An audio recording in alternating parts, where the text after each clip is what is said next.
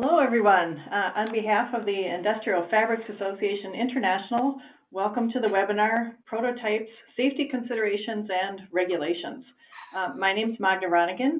I am the National Program Manager for IFEI's Makers Division and also today's moderator. The Makers Division supports the sewn products industry and any machine operators in the industrial fabrics industry. As a leading international trade association, IFEI helps members thrive by providing education, marketplace presence, and trade shows, networking opportunities, resources, and recognition. So if you're new to IFEI, we invite you to join our vibrant trade association. Before we get started, I'd like to go over a few items so that you know how to participate in today's event. You will have the opportunity to submit text questions to today's presenter by typing your questions into the questions box of the control panel, usually located on the right side of your screen. And the questions will be collected and we will address them at the Q&A session at the end of today's presentation. The webinar is being recorded and will be available to IFEI members in the future in the IFEI video library. And during the webinar, a PowerPoint presentation copy is downloadable through the presentation control panel, but that's only during the presentation. So now I'd like to introduce our presenter, Chad Miller, Director of Contract Manufacturing at American National Manufacturing. Chad began his professional manufacturing career 20 years ago, and in 1997, Chad and his father, Craig Miller Sr., started a contract manufacturing business where Chad was the managing member. In 2010, Chad and his father merged their business with American National Manufacturing, where Chad was named the Director of Contract Manufacturing. So together, they have led the division to record growth with over $3 million in annual sales. Chad has over 20 years of experience in designing, engineering, manufacturing products in the medical and consumer sleep systems field, inflatables, water bladders, foam products, and medical and non-medical applications for the aviation, recreation, marine, and safety industries for clients such as Medtronic, 3M, Baxter, and of course many more. Chad is an inventor with 2 patent filings, which resulted in his creating an entire line of products designed for preschools, hospitals, and other educational facilities under the brand name Happy Child Products.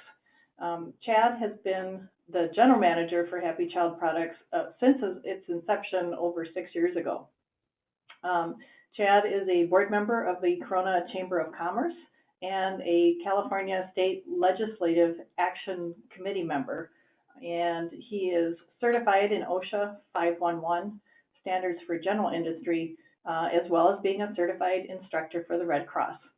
So welcome, Chad. Thank you so much for sharing your expertise with us today. My pleasure. Thank you so much for the kind introduction, Magda. And we are very happy to be able to provide these webinars for the association and its members. So thank you for that great introduction. What I'd like to do is, first of all, thank everyone for joining us today.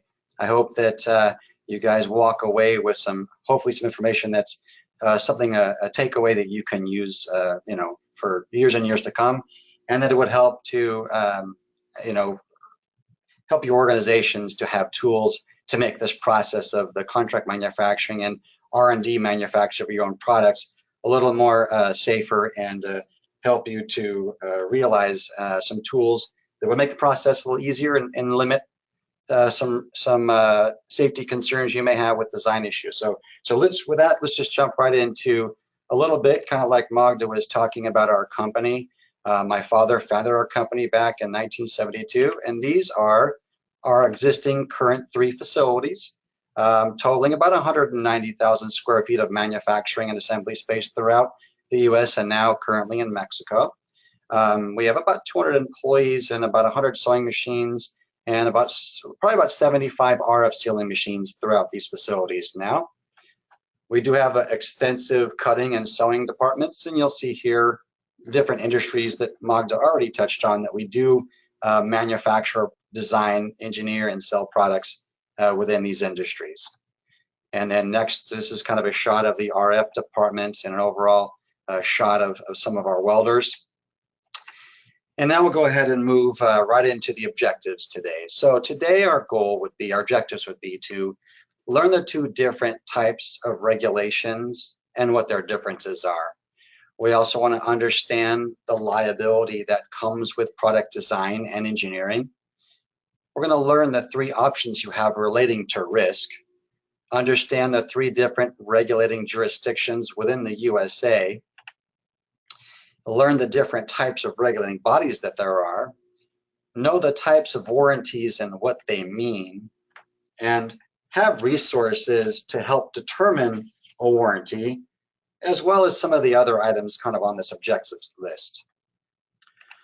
So we'll start out with this first slide. You see the image on your left are our rules for the government. And sadly, on the right, you'll see the laws and regulations, which are the government's rules for us. Quite an imbalance. So when we see this image, it really just shows us the kind of regulations that we need to be aware of as designers, engineers, inventors, and manufacturers of products. So as we talk about this, let's talk about the types of regulations that we're talking about here. So first, there is something called statutory requirements, which are those requirements applicable by virtue of law enacted by the government. So that's considered or defined as statutory. But then there's regulatory. So a regulatory requirement can be termed as administrative legislation that constitutes or constrains the rights and allocates responsibilities. It is somewhat different from the statutory legislation enacted by passing the law in the legislative assembly or parliament. So there can be the following types of regulations that can be applied to your projects. So the first would be legal restrictions or promulgated by a government authority. And the next would be self-regulation by an industry through trade associations. So just as we have the Industrial Fabrics Association, there might be regulations that trade associations put on themselves. So in designing a product, we first have to know that these two are potential things that we definitely have to address. We have to ask the question in our product development and design, and we'll get into that down in the webinar a little bit further. But it's important for us to understand that there are these two types of regulations that we have to be aware of. So that leads to the question, who's responsible? So the law holds the designers, engineers, manufacturers, sellers, and distributors responsible for products that pose a danger to the user or consumers as a result of design and or manufacturing defects. So what does that mean? That means all of us are involved. Everybody is, no one's exempted. If a product has injured a consumer, they can recover damages for their injuries under product liability or negligence law.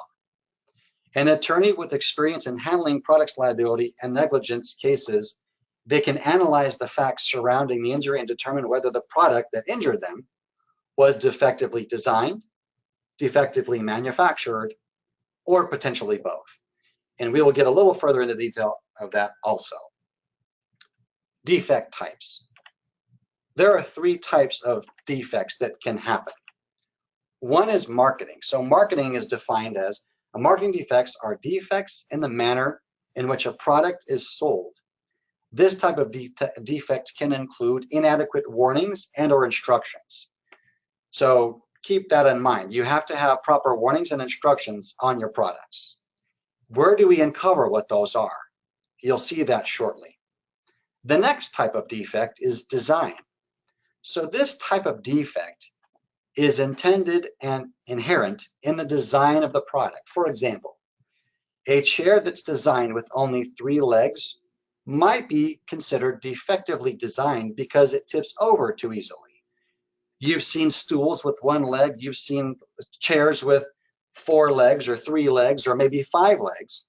As you can could imagine that each one comes with different stability abilities. So one might be more stable than another.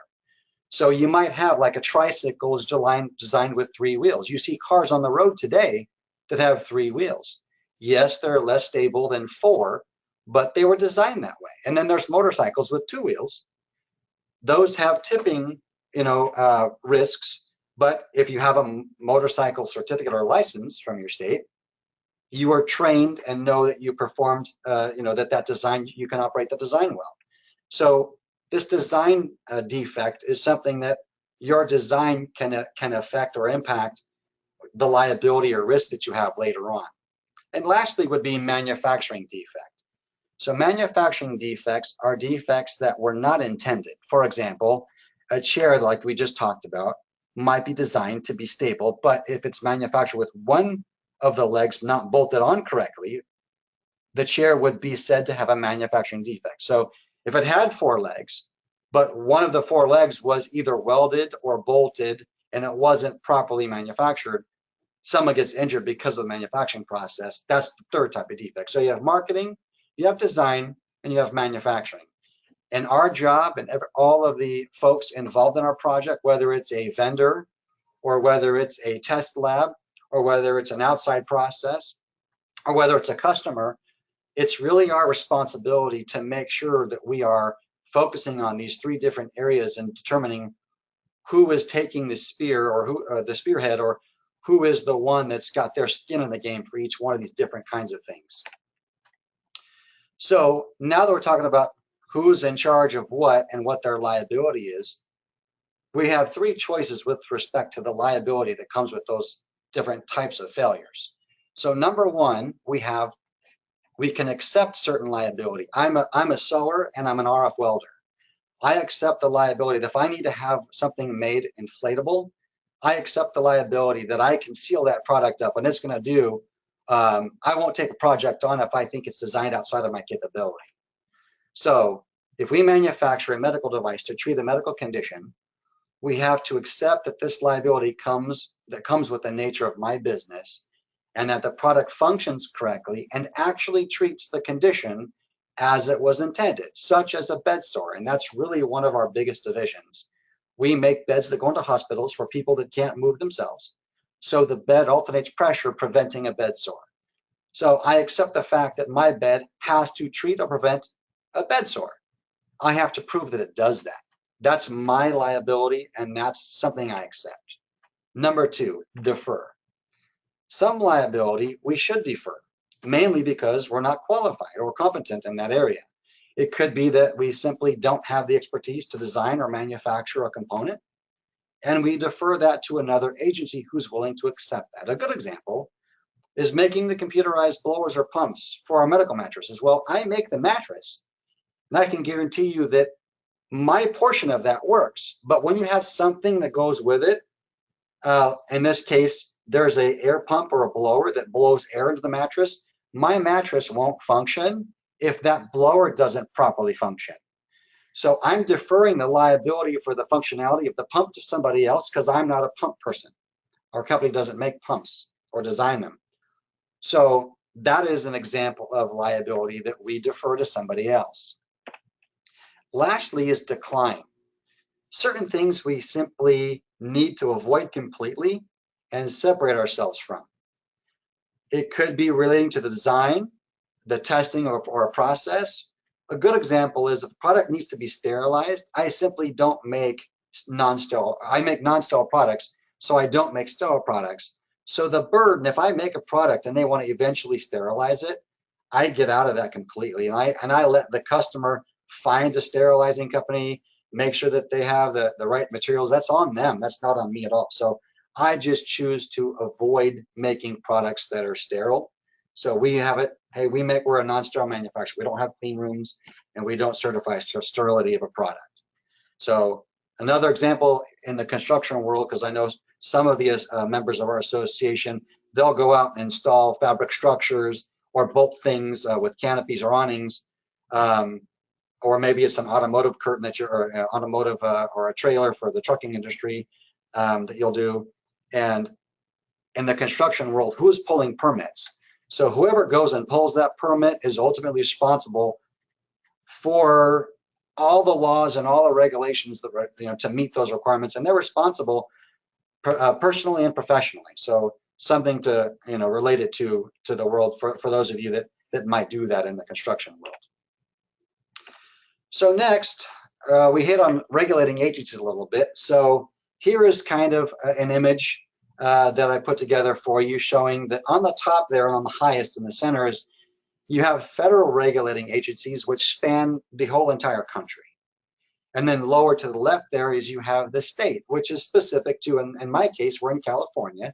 One of our factories is here in California. So when I make a product that's sold in California, that state might have special requirements of whether a package, or if I have to have a different label, like for example, in California, we have what's called Prop 65, which is if there are chemicals known to the state of California to potentially cause cancer, then we have to put a warning label on there for any product sold into California. What does that mean? I have to have controls in place so that when we know a product's being shipped to a customer in the state of California, then we have to have a Prop 65 label printed and put on there. So any kind of foam product I do, or any kind of product with plastics in there, we have plastics that are compliant with Prop 65 where they don't have those chemicals, and we have some that are not. And so we have to have processes in place to control each type of those materials that are compliant or not compliant, and make sure we're developing product and have a specific product for the state of California separately from the rest of the country. And then you have the right one, which is the local, county, or city, which you may have a fire marshal in a town or a city that requires things their certain way. So in a great world, you see all these three things are pointing to the product's design. So ideally, I could have one product that met the requirements for the entire country, but a lot of cases that's not the case. So that shows this image. You have on the left, you have the federal, then you have state of California, then you have product A. And then the middle one here, you can see where you have the federal regulations, the state requirements, like in this case, New York, and product B. And then you have this one where it's the federal regulations and then state regulations and then product C. So in essence, and as far as I'm concerned, I could make the same product, but I have to have something different about it to accommodate these three different areas where I might have three products that are the same thing. One might have a label, one might have a different type of foam or vinyl, or urethane or other kind of textile or industrial fabric that's specific to, that state or that location. So this is just an example of that. And so when you're developing your product, I think it's just important to recognize up front that this slide, rather than this one, might be the case for you. So keep that in mind, that you may have three of the same exact product with one minor change to it. And you have to develop and have the controls in place to make sure you don't get your organization in trouble because you've neglected to do this. So this next slide are examples of the federal regulating agencies which my company and I personally have had to deal with in the development, the design, the R&D, and the manufacturing of my products. And you can see here, we all have to deal with OSHA. They're the federal, employee safety organization. But some of these, the Consumer Product Safety Commission, you have the Department of Health and Human Services, the Food and Drug Administration, the United States Department of Agriculture. You see all these are literally agencies that I've had to work with and make sure that I've been in contact with them and know what I should or shouldn't or do or don't have to do with respect to a product in their space. For example, one that's not on here is I recently had a product that's going on to cruise ships. And there's something called the IMO, and that's why they're not on here. These are just our federal ones. The International Maritime Organization is international, so it's global. And they're in charge of products and regulations and statutory requirements for any product that's going to have that's going to sail the seas and touch different countries throughout the world. And so the IMO is an organization I'm currently working with that's new for me. But that's an example of an international one. But these are all your federal, all the federal ones that I have had touch points with. and I've had to ensure that my product has met the requirements for whatever product I was working on, and what industry and market they're in. This is as a state and local regulatory agencies, I've had to work with, you'll see these ones where that first one here on the top, this used to be known as the Bureau of Home Furnishings and Thermal Insulation. Now it's the Bureau of Electronic and Appliance Repair. So these guys here are in my life every day. I have to have a license with them every year. They come and do inspections and verify that I'm properly labeling items. So I have our city, I have our California Department of Public Health. So these are examples of state and local regulatory agencies that I have to work with on a continual basis as well. So now that we've covered a lot of the different types of liabilities and all that good stuff, where do warranties come into all this? It's important because when I develop a product, the decision's made. I could have some products that are disposables, meaning someone will use it once like a Band-Aid and then they'll throw it away. So nobody expects that product to last very long. It's a single patient use. And then there's a product like an ACE bandage that you would use on over and over and over again, but it's meant to be used by the same person and then eventually discarded. So it's multiple uses, maybe one patient, one person, one customer, and then when they're done using it, they'll throw it away. So it's got to last longer than a disposable, but less than a permanent product. And then there's permanent products like what we talked about. We make beds, and that bed should last probably 5 to 10 years, maybe even longer, 25 years for our consumer beds. So we have 25-year warranties. So how do we work with warranties? So there's two types of warranties. There's what's implied. This is rather long. I'll try and get through it quickly here. And implied warranties are unspoken and they're unwritten promises created by state law that go from you, the seller, to a merchant, to your customers. So implied warranties are based upon the common law principle of fair value for your money spent. So there are two types of implied warranties that occur in consumer product transactions. They are the implied warranty of the merchantability and the implied warranty of fitness of a particular purpose. I know that's kind of legalese and a little complex, but the implied warranty of merchantability is a merchant's basic promise that the goods sold will do what they're supposed to do and that there is nothing significantly wrong with them. So we're saying, hey, if you bought a product, a pair of pants, the pair of pants should have a hole in them. In other words, it's an implied promise that the goods are fit to be sold. Expressed warranties, unlike implied warranties, are not read into your sales contracts by state law. Rather, you explicitly offer these warranties to your customers in the course of a sales transaction.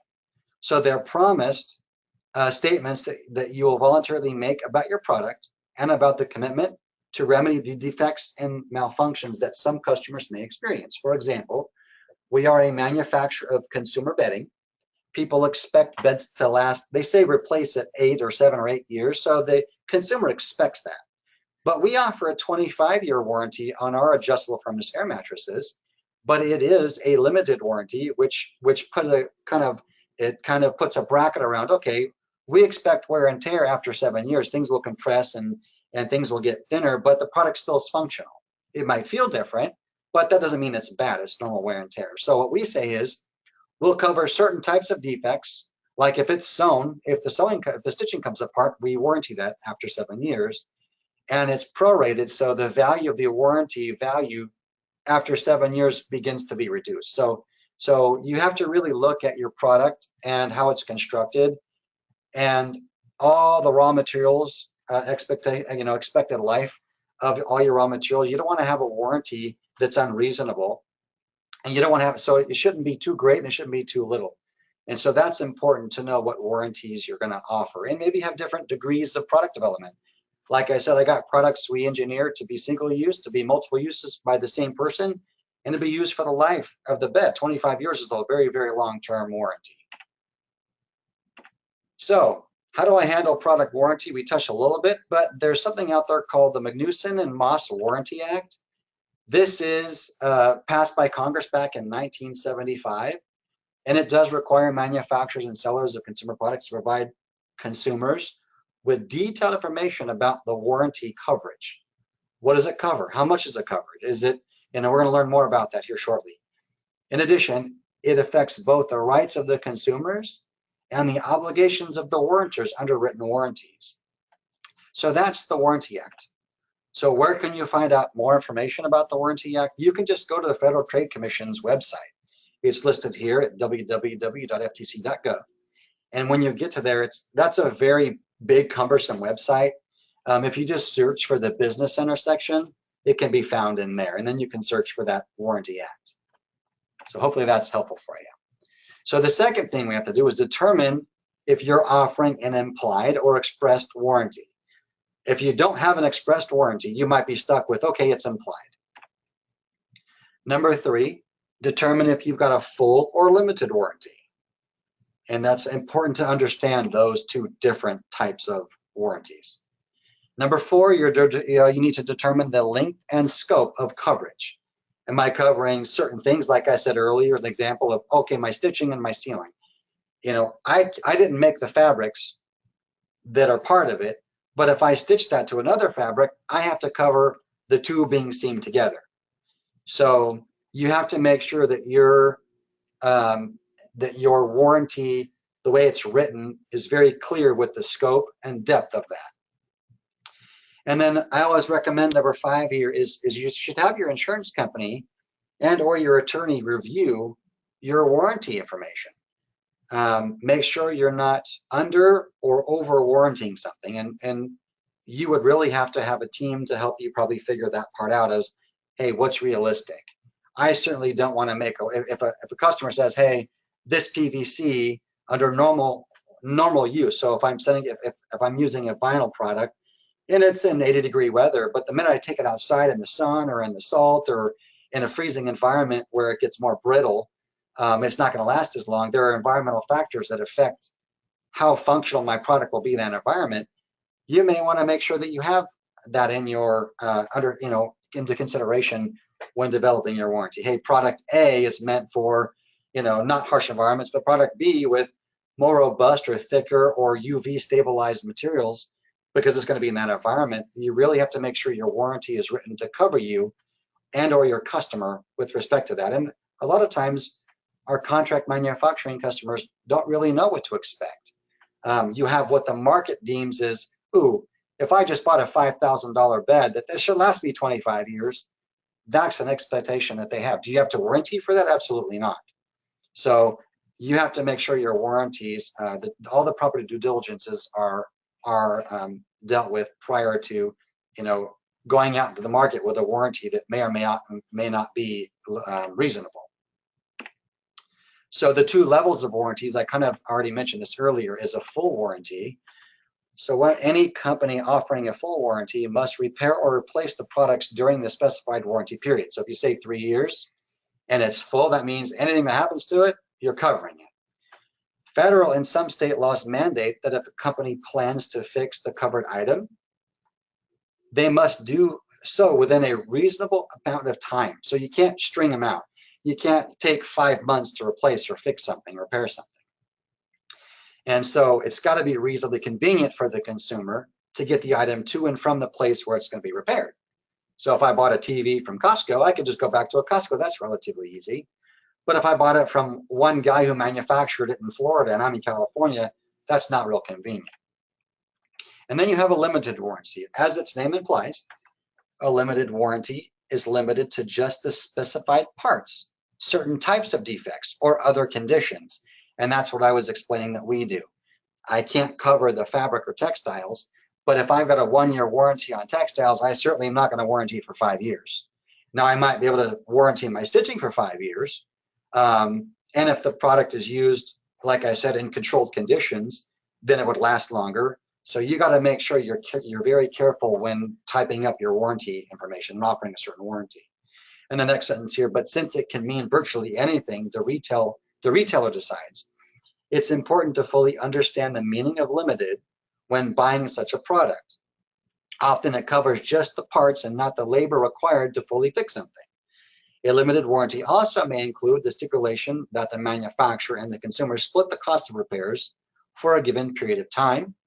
And then there's who's paying to ship the product from where the consumer is back to the place that's going to repair it. And then who's paying for the freight to go from where it got fixed back to the customer or the consumer that had it. So all these are things that you should be aware of and have into consideration when creating your verbiage for your warranties. I always have tips in these webinars. So the first tip is resources. Okay, you got to know who your regulating body is. Some of those resources are the Consumer Product Safety Commission, and you see the website there, cpse.gov.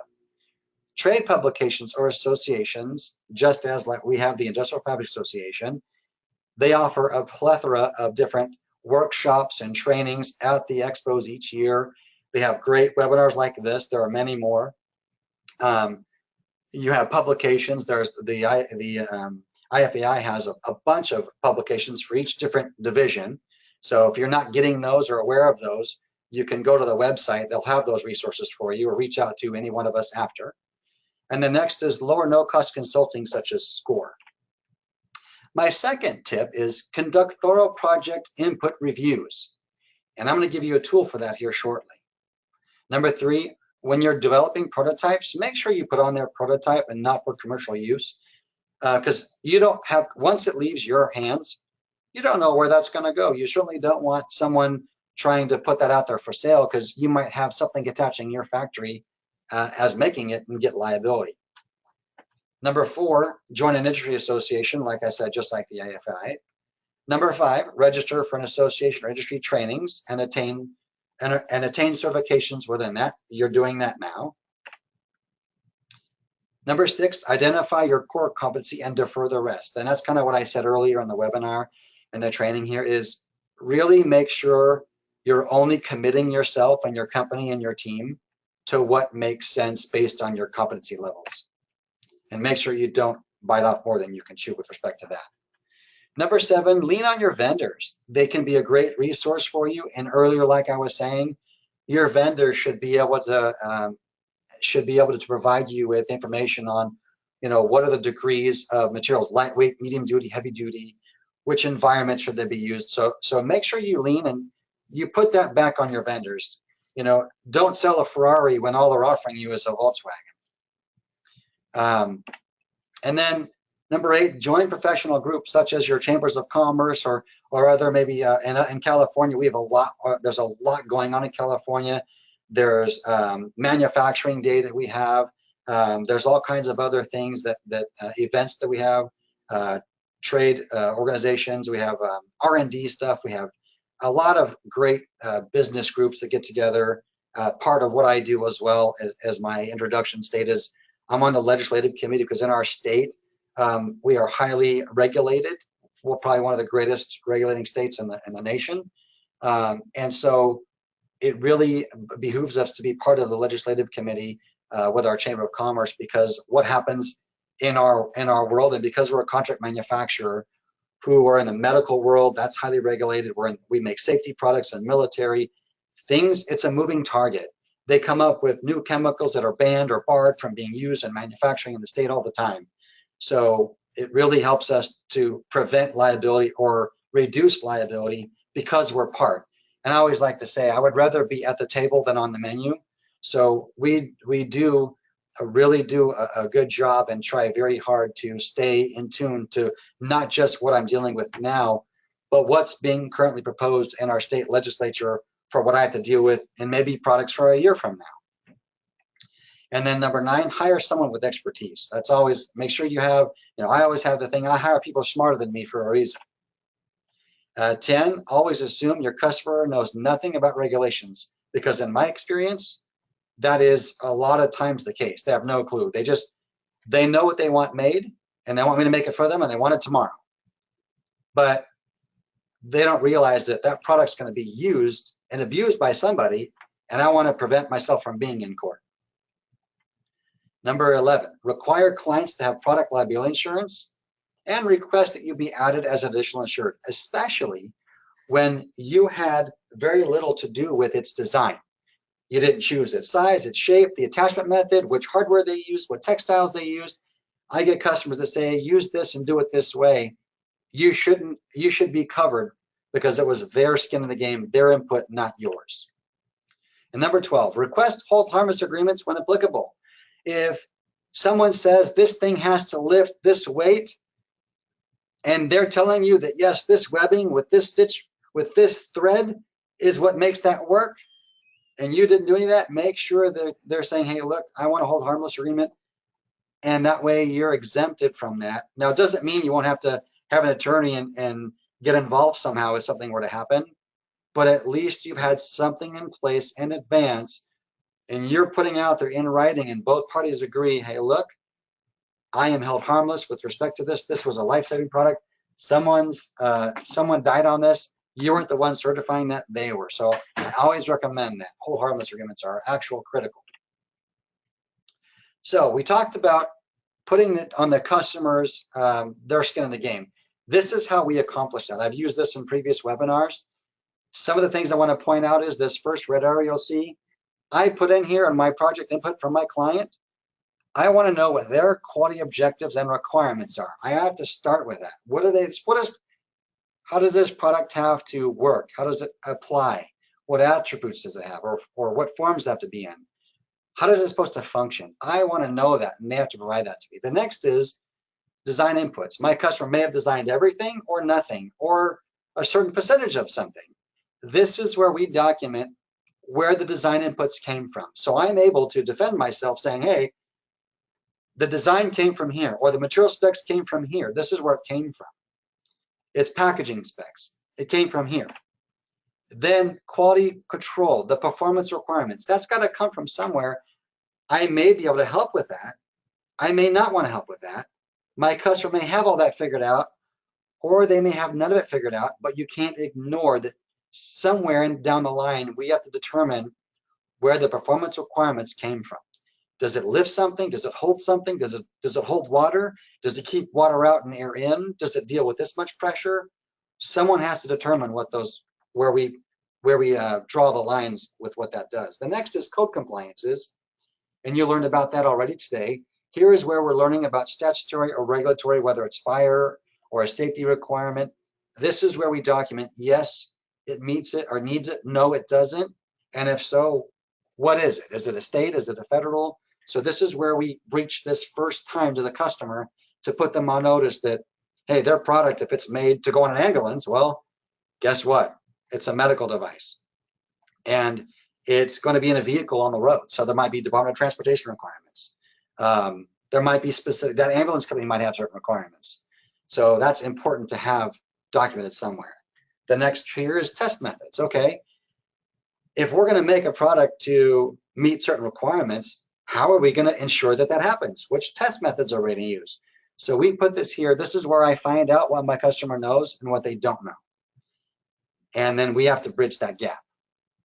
So that's important to know what test methods, who's determined those test methods, and how do we accomplish those tests? And do I have the ability under my roof to provide those tests for you and provide you certifications of those tests? Or is that a third party where I defer that to a third party outside my roof? Next here is packaging. So great, we've made the product. I put all this work into designing, engineering it, and production controls. But now all of a sudden I put it into a box that is handled by the freight carriers. And by the time the consumer gets it, it's damaged, it's broken, something's broken, you know, maybe a plastic piece is cracked or a piece of plexiglass is cracked or smoky or whatever. The packaging has to support where it's going. So the wall thickness, is there a box inside a box? You know, is something bubble wrapped because it's metal and it might bang up against something that's wood and it might impact it. There's going to be drops. So we actually take products, package it, and we drop it. We drop it from the back of a truck. We roll it around. We put it on one end from another. We might have it labeled this end up, but we flip it upside down to see what happens. So, you know, a product, the customer doesn't care. If they get a package at their doorstep, we're all consumers, we know. If the box packaging is damaged, it's likely that the product is, and you might get a return. So in the customer's eyes, it's a failed product before the product's even opened. So remember that packaging is an important part of this whole process. Don't neglect that. So project information that we just saw, don't forget what your customer's needs are. I just kind of mentioned that about the ambulance company. There may be numerous other non-regulatory or statutory requirements that your customers will require you to have as part of the design or the product to meet. And like I said, an ambulance company or this hospital chain or this hotel chain, they might have requirements that are separate from all that. And that's why I use that input sheet to ask them, what are your requirements? And then there's certain industry standards. Certain industries may have an industry standard that differs from the customer's needs and or the regulating body's requirements. So keep that in mind also. So we have to have a process in our R&D. We have to have a way to capture that from them, document it, and address it downline somewhere, whether it's in your engineering meetings, whether it's in your design review, whether it's you come up with an idea and document it and you provide it to your customer to comment on.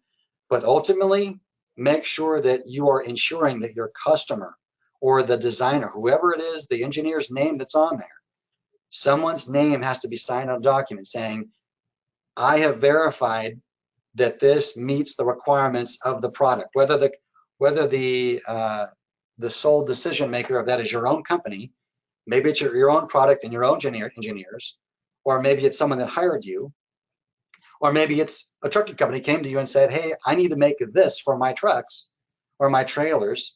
I want this many grommets with this many attachment points with this material, whatever.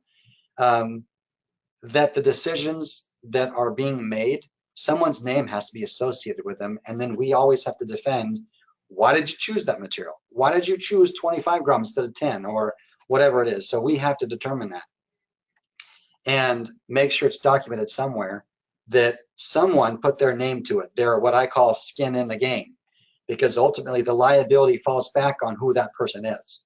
So don't take that lightly. Okay, we're kind of nearing the end of the informational part, and now here's some resources as promised in the beginning here when we looked at our objectives. The Federal Register, this is kind of a big burdensome website as well, but if you go to federalregister.gov, this is where you'll find information and links to all of these federal agencies and their current information. This is updated frequently, and you'll see here so many different.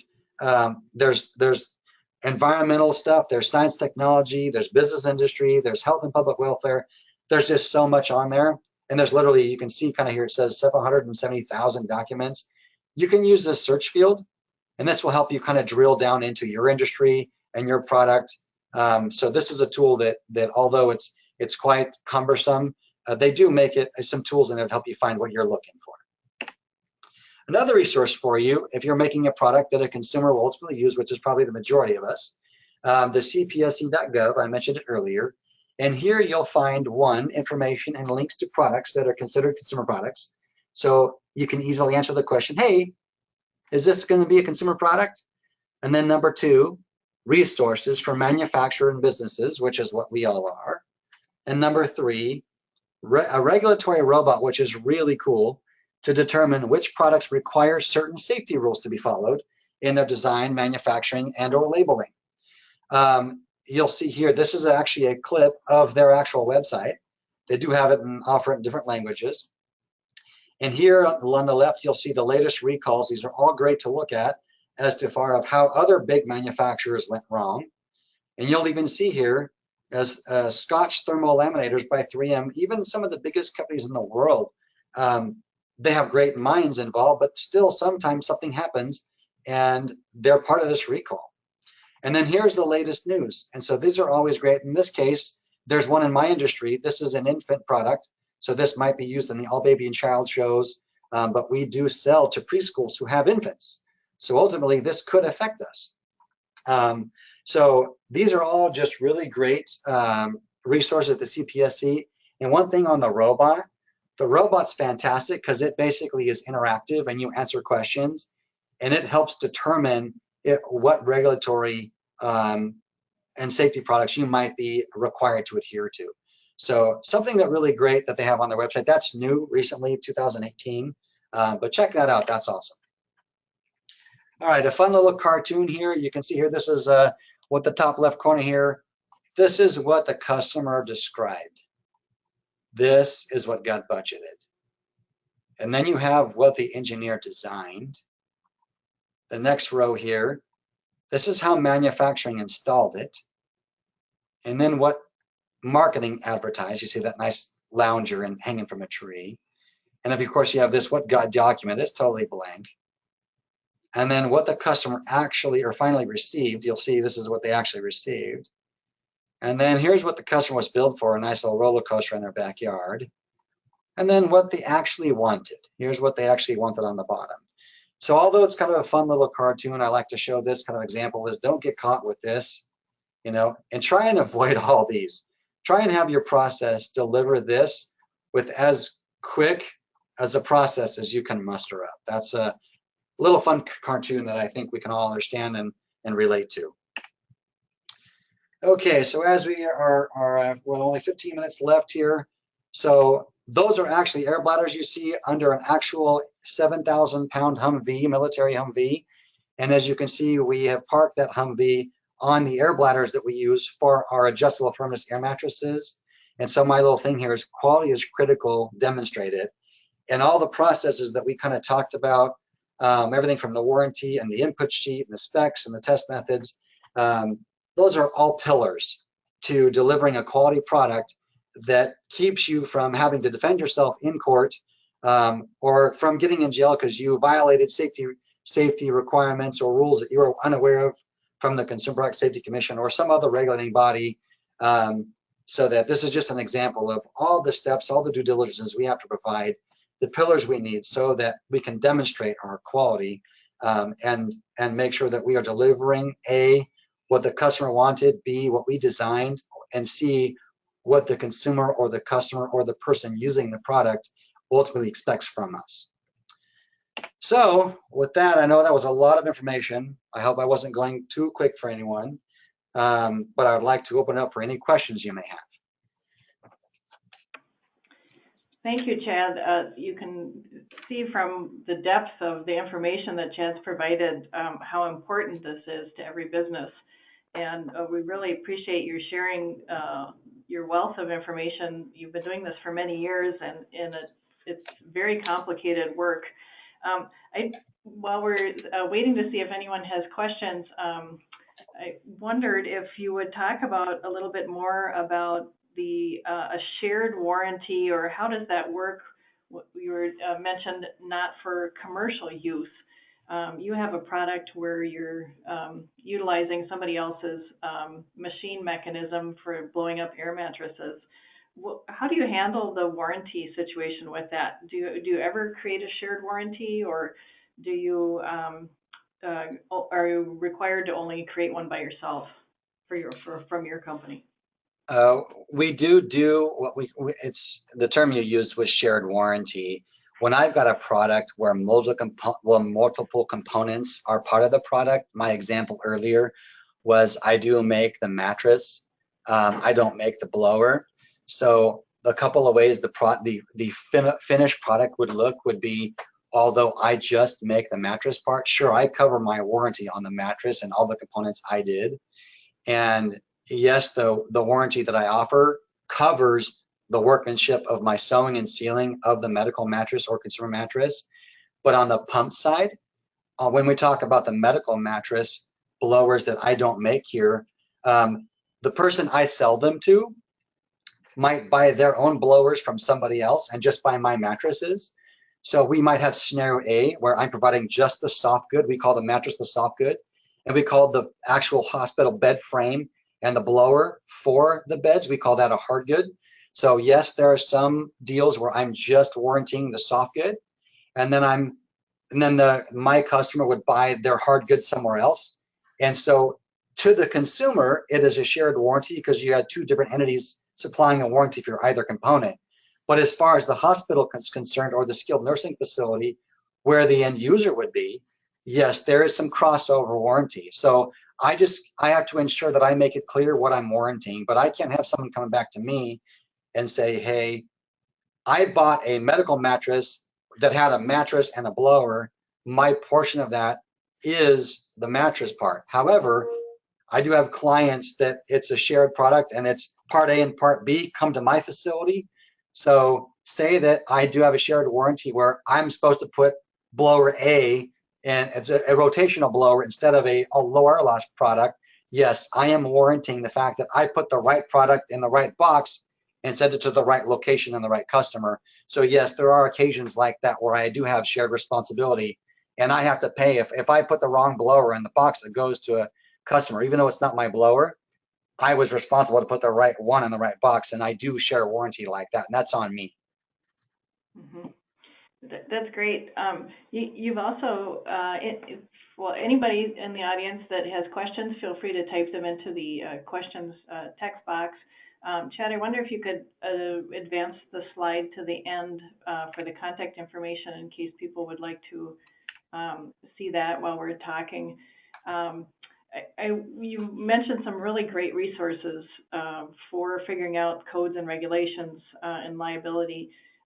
In your experience, how helpful are these organizations? So do they have a helpline, or is it a big, lengthy process since they're kind of big, or government agencies? The greatest resource, well, one of the greatest, I've had many, but honestly, when I could just pick up the phone and call the Consumer Product Safety Commission and ask for the Small Business Ombudsman. The name used to be Neil Cohen, the gentleman I would speak with. He has moved on and took another position. So if you just ask for the Small Business Ombudsman, that resource has been tremendous because about 70 to 80% of what I manufacture ends up becoming a consumer product. So, and the other percentage is the medical products that we make or safety products. So those are pretty much three main things, but ultimately most of what I make does a majority of it because of consumer products. So they are extremely helpful and they are very gracious that you've called them and they're eager to help you out. And what I always recommend is when you talk to them, I was just recently working on a project where I used the robot and I used the online stuff, and I still had some ambiguity as to what safety requirements my product would need. So I just picked up the phone and called the Small Business Ombudsman. And all I asked them to do is send me an email with what they determined, because I just completely abated any liability. When you've got, just like if you take advice from a professional like an attorney or an accountant and they say do this and they're advising you, when you have a regulating body and they in writing tell you, yes, this is my determination, you have recourse now. Now, if any claim comes against you, you can say, oh, well, they told me I didn't because here's a letter or here's an email. Any written form from them totally mitigates your liability and responsibility, and it puts it onto them. So they are extremely helpful. But yes, the cpsc.gov is great. And the associations, much like the IFAI, they are fantastic. And a lot of people just don't know where to go or where to look. So hopefully this information and the resources helped those of you, to be able to tap into resources easily. But don't be afraid to pick up the phone and call your related agencies. They are happy to hear from you, and they're refreshed that you're a manufacturer who cares. And if there was something and this is directly from the CPSC, they are more concerned that you have reached out and figured out, because ignorance is no excuse for negligence. And the fact that you reach out to them goes a long way with them. So if there is something later on down the road, maybe you did everything per their requirements, but something happened and they went to court and someone was injured or something happened, and they say, oh, you know what? We really need you to put this warning also. There's no fine or penalty that comes with it. You do what they tell you and you follow their lead, and they work very, very well in my experience with you on that up front. So the big thing is just don't be afraid to reach out to them. That's great to have a title of a person that you can reach out to. Do you recommend keeping notes on your conversation? Yeah, I do keep notes in my project file. So, I mean, I might call the CPSC for 3 projects. And if I got them on the phone, because they do great with email. And when I have telephone conversations, I might have 3 files in front of me with 3 projects, and I don't hang up until I've got their input on all of them. And if they say, hey, I'll email you by tomorrow, or I'll find out and let you know, I put a note in there. And on my project input sheet, the second page of that has an area for me to put a date and a note of the conversation I had. And if I put on there, it's assigned to the CPSC, this person at the CPSC to get back to you by tomorrow, I actually document that. So I do have a place that I do that with my project input sheet. Sounds great. We have a question for when a product is covered by warranty and needs to be repaired because of failure, is both the labor and the material covered, particularly when the material failed but was supplied by another? Yeah, and that's kind of what I touched on earlier is since you are the manufacturer of record, so when I sew something up or I make a product, I put a label on there that says my factory and which of my factories made it. Because I do have Missouri, I have Corona, California, I have Tecate, Mexico. So we track back where it is. As far as the customer is concerned, whoever that is, yes, it's under warranty. And I have to reach back out to my vendor and say, okay, if my material failed, because I've had that happen. I've had very good product that I've made and come back because the material thinned out, or maybe it was a pinhole and it's supposed to be an air holding product, but there's a pinhole in it and it's not holding air. I have no way to detect that in my manufacturing process. I have to rely on my vendor to deliver me air holding product when it's a product that holds air. And the customer I have to bring that back under my roof and chase my vendor, my supplier back for that. And that's a good thing to consider is you put all the labor into that. So are they just going to cover the $5 a yard the material was, or they're going to cover the $27 that you put labor in to get the product to the customer? And that's something that you should consider. And like I said, lean on your vendors. What are they willing to cover if the product comes back by no fault of your own, but it's a failed product? Yeah, that's a good consideration too. I think we have time for one last question. I'd like to, you mentioned product liability insurance. At what point in the process do you talk about that and make sure that it's assigned? Maybe you can just elaborate a little bit more about what that looks like and trying to develop a, hold harmless policy. Well, the hold harmless is different than the liability insurance. And here's the problem that most insurers have. If you've got a big company or customer, we'll call it Disneyland. Let's say Disneyland calls me up and wants me to make air bladders for one of their rides. Okay, they have a whole engineering team. They have a great insurance. They have a great insurance package, and anything that they make and build in their parks is going to be covered. And I can ask them to additionally insure me, and I'm happy. But if you got the customer that's not Disney, they're some small company, and they came up with a product, and maybe they're a one product business. Maybe they built a business around one product. Maybe they make chairs or stools, and that's all they make. Their insurer may not cover their product with product liability insurance, but they can have general liability and then cover you as additional insured. Then there's hold harmless. Hold harmless is just an agreement saying that, hey, the stools that I make for you are designed by you, you develop the spec on it, and you're basically being held harmless against you having any skin in the game with design to the product's safety based on their design. So there are different elements. So you have product liability insurance is specific to a product being made and being used, and coverage should there be a problem with that, someone being injured or killed because of the product. But because of the product's use. Then you have their liability insurance, which is just their business insurance for liability of them operating their business. And then you have the hold harmless agreement, which is an additional layer. So each one of those are three different things that you can work with. But a lot of my customers, the smaller ones, they can't even get product liability insurance because they typically have to have been on the market for, say, 12 months or 24 months. And that way the insurance company can determine the risk level. Hey, look, you've had 5,000 parts out there for 3 years. No one's got injured. This is an insurable product that we'll gladly put a product liability insurance coverage on. But they will not cover a product that's got no market exposure at all. Thanks, Chad, for that thorough answer. We really appreciate you being here today. I see that we're just have about half a minute left. I'd like to thank everyone for joining us today and hope you enjoyed today's webinar. Chad's expertise is a really great gift for our industry, and we thank you again for sharing it. IFAI members, if you'd like to watch the video again or share it with another member, you can find it on the Makers Division webpage at ifai.com/makers. And thank you all for joining us today.